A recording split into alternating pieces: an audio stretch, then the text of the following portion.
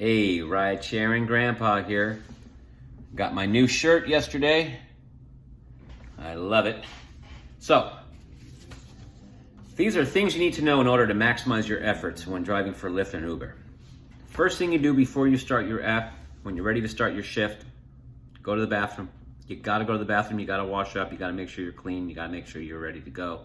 You could be in your car for a couple hours once you get your first ride and you have no idea when you're gonna be able to use the restroom next. So go to the bathroom before you turn your app on, number one.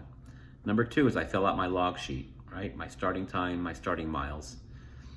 If I have to go get gas, I write down how much gas I put, what the number, how much money I spent on gas. I like to know for my own records, okay? Not for tax purposes. Now, when I'm ready to go and everything's ready to go, I'm and wear comfortable clothes. My gosh, you could be in your car for hours at a time. You want to wear comfortable shoes, comfortable pants, comfortable shirt, and have a jacket with you if it's cold. Now, start your app and wait. You don't have to drive around looking for rides. The rides will find you. Now, for me, right now, I drive for both Uber and Lyft. But when I started, I only started with Lyft only. Now, you might want to start with Uber only or Lyft only. It doesn't really matter. Point is to master the app first on one of them, and then you'll understand how to use the app very quickly on the other one. I like to have both of my apps turned on at the same time. As soon as I get pinged for one ride, I accept that ride, and then I turn off the other app immediately. It's very simple. They switch between your screens at a touch of, with your finger. So once you picked up that first ride and you're ready to go, drive to the destination. Once you get there, chances are the person that you're ready to pick up is not waiting for you outside. You're gonna have to call them. Now, automatically Lyft and Uber both start a 5-minute clock. You have the right to cancel that ride after the 5 minutes is up if they're a no-show. It's happened a couple times, but you still have to try to contact them. So through the app, you can either click on the phone or click on the text, and you can text them saying you're here, or you can call. I like to call them. I like to call them and say, hey, this is Craig, I'm your rideshare driver. I just wanna let you know that I'm out front. And most of the time they'll say, oh, I didn't know you were here, I'll be right out. And then they come right out. You don't have to wait 5 minutes and then call them. That's a waste of time. Do it within the first 30 seconds or so once you've arrived at their place to pick them up. Now, once you got them in your car and you greet them, you always have to greet them, ask them what kind of music they like to listen to.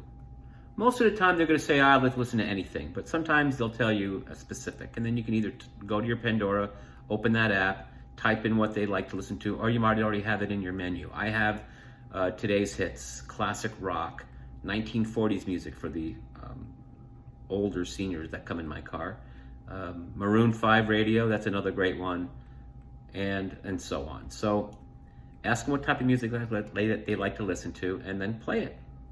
Or just play what you've already got. Like for me, I usually keep it on Maroon 5 radio. I think that's one of the best stations out there. And then start a conversation with these people. This is the most important thing you can do, is having a conversation. People generally like to talk about themselves. And when they start talking about themselves and you start talking about yourself, and there's a commonality, and there's all, you talk about grandkids, you talk about work, or whatever you talk about, it takes away some of the awkwardness of them being in a stranger's car, especially if they're a woman who's traveling by themselves. And I would have to say at least 70 to 80% of the people I pick up are women that are by themselves. And you've got to make them feel at ease. I've gotten to the point to where I've got them singing with me in the car. And that's really important, because once they leave your car and they felt that you were a great driver, that you listened to them, that you had a good conversation with them, and they felt very comfortable, you're gonna get a tip. That's a guarantee. So once I'm ready to drop them off, I always like to ask them exactly where you want me to drop you off. Even though the pin shows me right here, their house might be one more house, right? The technology is only so good, right? But the people are gonna tell you exactly where to be dropped off at. So they really appreciate that. And once I drop them off, I always tell them I appreciate having them in my car, and I let them go. And then I go on my merry way. Now, sometimes you automatically get pinged to have another rider already in queue. And that means once you drop off your rider, you automatically start driving to your next destination. That's really cool. Now, other times when you don't have another rider already in queue, you drop somebody off at the destination, as long as you're in a safe place, of course. I just drive down the street and I pull over and I wait. I wait about 5 or 10 minutes, sometimes maybe 5 to 7 minutes, I guess. And I'll get pinged. And the reason why you want to wait is because many times in the beginning when I started this, and I dropped that person off, and then I started driving away. I got 2 miles down the road, and all of a sudden I got pinged, and now I've got to drive 2 miles back, and I just wasted 4 miles, right? And nobody wants to waste money driving and time, okay? So I'll stay in the area, and then I get pinged. Now, let's say it's late at night and you're dropping that person off and you don't want to get any more pings. You have the opportunity to turn the application off while you're driving that rider to their destination. That way, once you've got them there, you won't get any more pings for any more rides. And the reason why you want to do that is if you want to take a break, you want to get some dinner, you want to go to the restroom, you need to get gas, whatever it is, you can turn your app off while you are in transit. That's the smart way to do it. Otherwise, you might get pinged, then you're going to have to do cancellation. And Lyft doesn't like you to cancel more than 90% of the time. So you can cancel 1 out of every 10 rides and be safe, but you don't want to fall below 90%. Now, here's something really cool with Lyft. Lyft has what's called power zones. Now, these power zones, they'll pop up on your phone. And in the weirdest places, sometimes in the middle of the freeway, most of the time they'll be in neighborhoods. And the best practice for that, and let me show you what a power zone looks like. So that's a power zone. Look how cool that is. You've got your purple area, $11.15. Now these are all different numbers, okay? So this is not general. This is just happened to be one that popped up in my neighborhood where I was driving. Sometimes they're $1.65, sometimes they're $2.70. It just depends, okay? This one happened to be $13.83. And what I did was, and what you should do is when you see those power zones pop up, turn your application off immediately. And the reason why is you don't want to get pinged before you even get to the power zones, right? You won't get any bonus that way.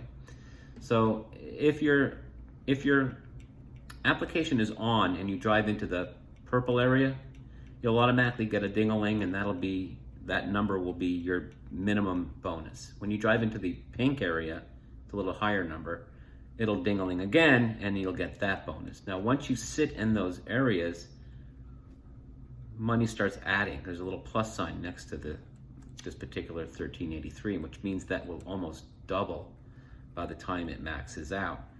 And for me, there's a little trick that I do. Because I'm a Lux driver and my car qualifies for a Lux car, I can set my mode in destination mode to be, I can set my mode, for premium rides only, which are only 1 out of maybe 50 or so. So I know I won't get pinged while I'm sitting in that area while that money is growing in my application. So if you're not a Lux driver and you see a pop-up like that, turn your app off, drive into the pink area, pull over in that area, and then turn your application on. You'll get the minimum bonus, and then you'll start watching it grow by a few cents every few seconds until you get pinged. And then as soon as you get pinged, that bonus is locked in there, plus the ride. And of course, if you get a tip, it even adds more money to it. So you can turn a $6 ride into a $20 ride easily, all right? So look for power zones. They're very important. Uber doesn't have something like that. They have boosts, they have quests. Right now I'm on a quest. I have to do 40 rides in 4 days, and any ride over, what happens is they have 25% service fee. After I do my 40 rides, my service fee reduces to 1%. So I get a 24% increase in salary. And I have until Friday morning at 4 a.m. to do that. So today's Tuesday. I'm already at like 13. Tonight I should do another 10 or 15 I'm trying to do. So hopefully before I'm done with Thursday evening, I've completed 40 rides. And then any ride after that is going to be almost 100%. And that should be significant if I can do 4 or 5 rides. That would be great. So do that. But it's important not to drive around looking for rides. Just, drop somebody off and stay in that area until you get the next ride. Now, you need to know your goals before you start. Do you have a goal for how many rides you want to give in a shift, or how much money you want to make in a shift? So that's something you need to determine for yourself. Also, you have something what's called destination mode. Once you're finished in the evening and you want to come home, and let's say you're 30 or 40 miles away from home, you can set the application to destination mode to go to your home, and you'll get rides that only are on your way home. So it's important that you can get paid to drive home, right? Nobody wants to drive dead miles.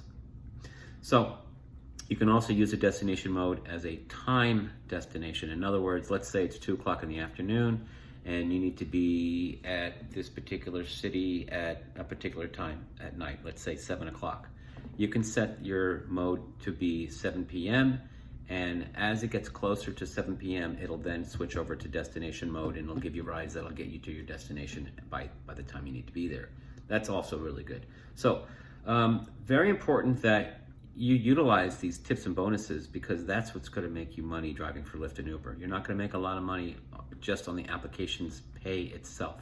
You've got to take advantage of the bonuses, the quests, the boosts, the power zones, everything that you get thrown at you, you've got to take advantage of, because that will significantly increase your income. Now, after I get home at night and I'm done, I like to fill out my log sheet with my ending miles. I want to know how many miles I drove for the day. And I like to put how much money I made for Uber and how much money I made for Lyft.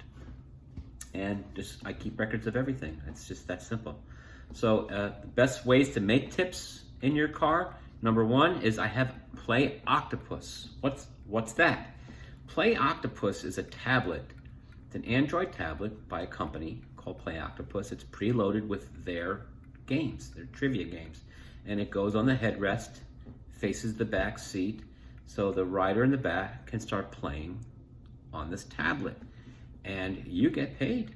You get paid at like up to $100 a month from Play Octopus for how many people, depends on how many people, of course, use the tablet, but it's fairly easy to get them to use the tablet. So making an extra $100 a month, that also will pay for a couple good tankfuls of gas, and there's nothing wrong with getting free gas. So definitely take advantage of Play Octopus. So if you're going to be a rideshare driver, you want to drive for Lyft or Uber, there's a link below. Click on the link and it'll take you to their website. I'm not sure what kind of bonuses or what kind of guarantees they got. They're always changing, so I'm not going to tell you you're going to guarantee X amount of dollars. You'll have to look into that yourself, but click on the link below and check that out and do some research, and hopefully you'll be making some extra money driving for Lyft and or Uber or both. Like I said, I do both. And definitely get that Play Octopus. There's also a link for that too. So if you like this video, please give me a thumbs up. If you'd like to subscribe to my channel, please hit the subscribe button. I'm going to start doing a video series on places to Lyft and Uber in San Francisco. I think that's a great idea.